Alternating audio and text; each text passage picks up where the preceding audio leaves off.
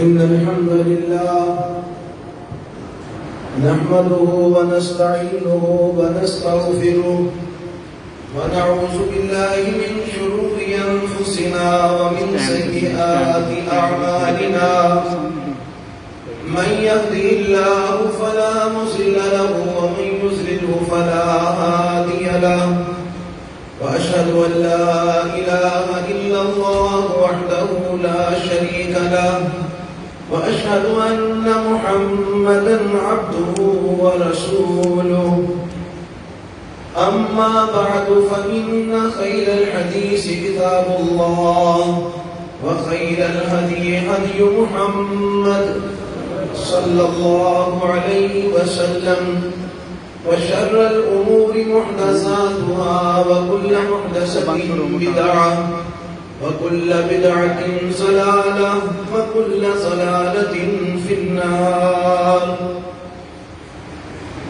اللهم صل على محمد وعلى آل محمد كما صليت على إبراهيم وعلى آل إبراهيم إنك حميد مجيد.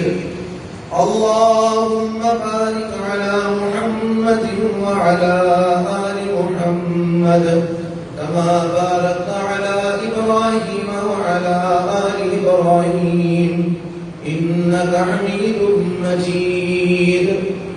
أعوذ بالله السميع العليم من الشيطان الرجيم من همزه ونفخه ونفسه. بسم الله الرحمن الرحيم. إنما يتقبل الله من المتقين. سامعین محترم، بڑے ہی اختصار کے ساتھ اس عید الاضحیٰ کے خطبے کو میں آپ کے سامنے پیش کرنا چاہتا ہوں. خطبہ سماعت فرما کے دعا ضرور کیجیے گا. اس دعا کی بڑی فضیلت رسول اللہ صلی اللہ علیہ وسلم نے بیان فرمائی ہے. خطبے کے اندر میں صرف 3 یا 4 باتیں بڑے ہی اختصار کے ساتھ آپ کے گوش گزار کروں گا. ایک بات تو یہ ہے کہ عید الاضحیٰ قربانی کی عید کے نام سے موسوم ہے. عید الاضحیٰ کا معنی ہی قربانی کی عید. حضرات، قربانی جو لوگ کر رہے ہیں، اللہ سے دعا ہے کہ اللہ ان کی قربانی کو شرف قبولیت سے نواز دے. لیکن ہمیں یہ معلوم کرنا پڑے گا اللہ رب العالمین کے قرآن سے کہ قربانی کن لوگوں کی قبول ہوتی ہے.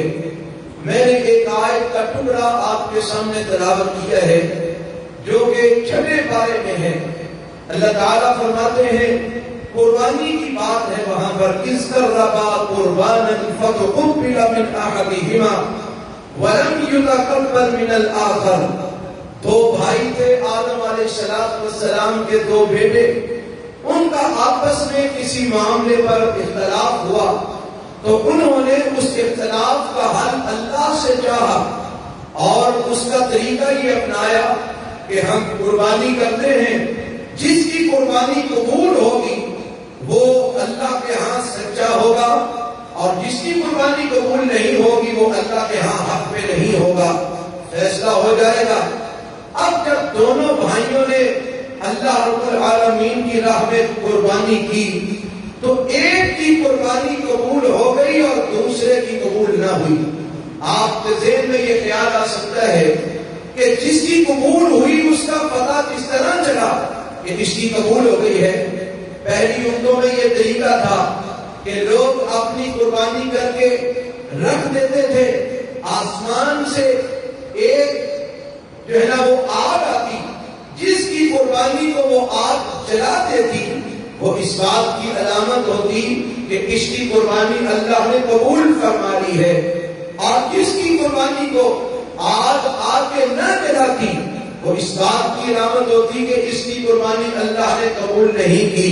یہ اللہ نے امت محمدیہ پر بہت بڑا احسان فرمایا ہے کہ ان کے معاملے کو اللہ نے پسے پردہ رکھا ہے۔ اگر آج بھی یہ صورتحال ہوتی کہ پتہ چلتا کس کی قبول ہو رہی ہے کس کی نہیں قبول ہو رہی، تو شاید ہم میں سے کوئی کسی دوسرے کو منہ دکھانے کے قابل نہ ہوتا۔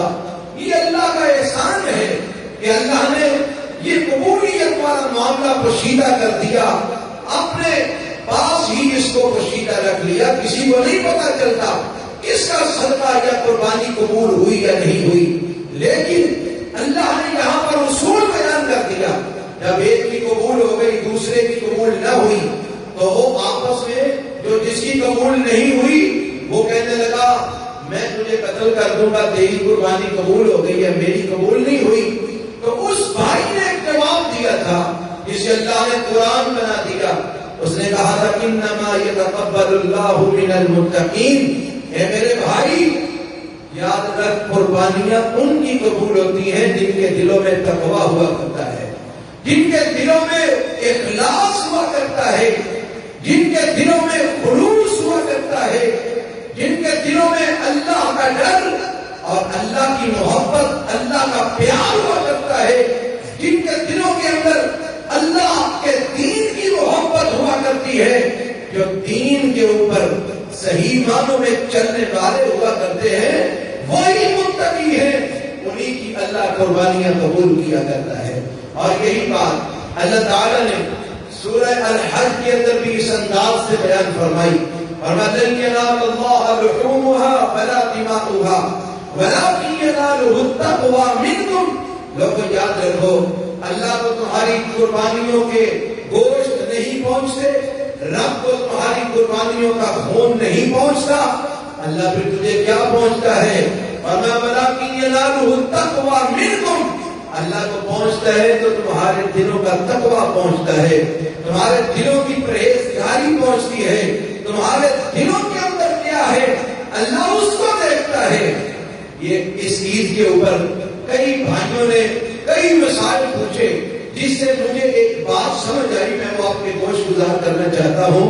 کئی بھائی کہنے لگے کہ دیکھیں یہ جانور بڑا بڑا ہے، بڑا موٹا ہے، بڑا جناب خربا ہے، بڑا صحت مند ہے، لیکن مولانا دوندا نہیں ہوا تو کیا خیال ہے؟ بڑا صحت مند جانور ہے تو اس کو قربان کر لینا چاہیے۔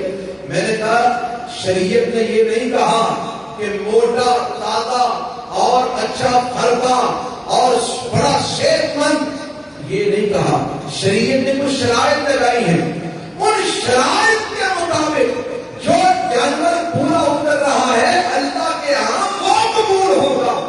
اللہ یہ نہیں دیکھے گا تم بڑا کر رہے ہو، تم موٹا کر رہے ہو، تم بڑا بڑا ہوا جانور کر رہے ہو، اللہ یہ دیکھے گا کہ یہ جو جانور ذبح کر رہا ہے اس جانور کے ذبح کرنے میں اس نے ہماری لگائی ہوئی شرائط کو دیکھا ہے کہ نہیں، اس نے ہمارے نبی کی سنت کو فالو کیا ہے کہ نہیں، اس نے میرے حکم کو مانا ہے کہ نہیں۔ زیادہ موٹا تازہ نہ ہو، پورا سا ہو جائے لیکن دوندا ہو، وہ اللہ کے ہاں قابل قبول ہوگا، کیونکہ رسول اللہ صلی اللہ علیہ وسلم نے فرمایا لا تذبحوا الا مسنّا، نہ ذبح کرو مگر دوندا جانور، مسنّا جانور۔ تو معلوم ہوا ہمیں وہ دیکھنا ہے اللہ کیا کہتا ہے، ہمیں وہ دیکھنا ہے رسول اللہ کیا کہتے ہیں، ہمیں اپنی مرضی نہیں چلانی، ہمیں اپنی خواہشات کو سامنے نہیں رکھنا، اپنے خیالات کو سامنے نہیں رکھنا، ہم نے ماننا ہے اللہ کا حکم ماننا ہے، رسول اللہ کی سنت پہ عمل کرنا ہے، اسی کا نام تقویٰ ہے، اسی کا نام پرہیزگاری ہے۔